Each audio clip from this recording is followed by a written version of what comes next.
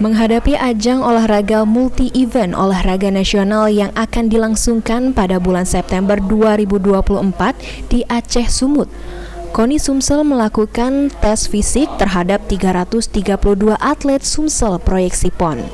Dalam tes fisik ini, para atlet diperiksa kekuatan otot serta juga VO2 max mereka masing-masing. Tes fisik yang dilakukan ini cukup penting bagi para atlet karena bisa mengetahui kemampuan dan kekuatan atlet saat bertanding di PON Aceh Sumut. Wakil Ketua Umum KONI Sumsel Arianto mengungkapkan, nantinya usai tes fisik, KONI Sumsel akan melakukan training camp jangka panjang bagi atlet Sumsel dengan tujuan Sriwijaya Gold 2024.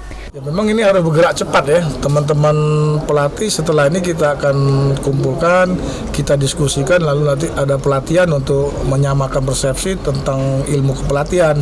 Nanti kita akan bekerja sama dengan bidang-bidang OKK ya, organisasi untuk bagaimana menyamakan persepsi terhadap pelatih-pelatih yang ada di Satgas yang akan kita bentuk nanti.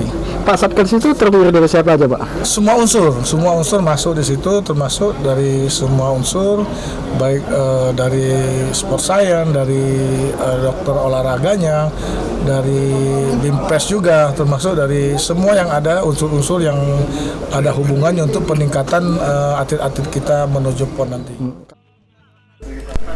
Menurut rencana, hasil tes fisik para atlet ini akan diolah dan diumumkan oleh KONI Sumsel dan pihak Sport Science. Firman Hidayat, PAL TV.